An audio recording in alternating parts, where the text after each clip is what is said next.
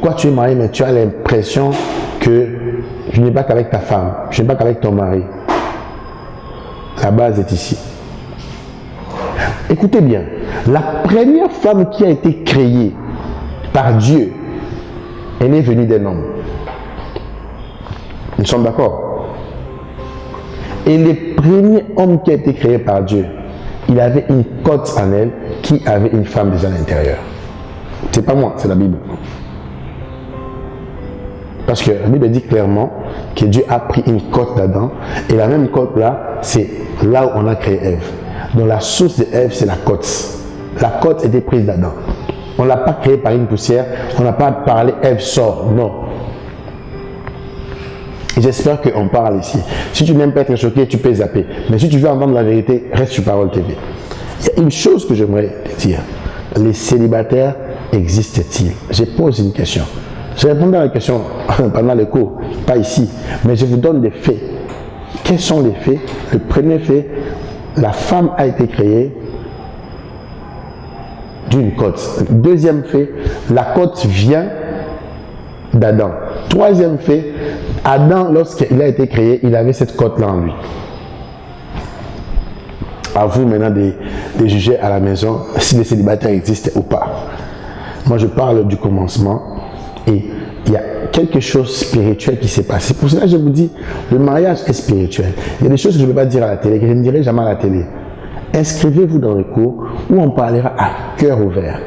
On parlera sans porter des gants. Vous allez voir et vous allez poser des questions, mais je vous ai déjà donné un verset. Nous sommes que dans Genèse. Est-ce que le célibataire existe? Pose la question à ton voisin. Est-ce que le célibataire existe? Et j'irai même loin. Si vous remarquez les cérémonies de mariage, pourquoi on exige que la dot soit versée? Pourquoi? Pourquoi on exige que la dot soit versée? On veut juste aller chez les pères de l'homme, on dit bon, je veux ta fille, comme ceux qui aiment bien faire du spectacle, il va s'agenouiller dans la gare centrale avec des photographes, et puis, je dis yes, des choses vraiment qui n'ont ni tête. Je ne vais pas commencer à polémiquer, mais des choses qui n'ont pas trop d'importance. Après avoir fait agenouiller les garçons d'autrui, qu'est-ce qui arrive? Après avoir fait créer la fille d'autrui devant ses amis et lui mettre la bague, est-ce que tu t'es rassuré c'est les célibataires?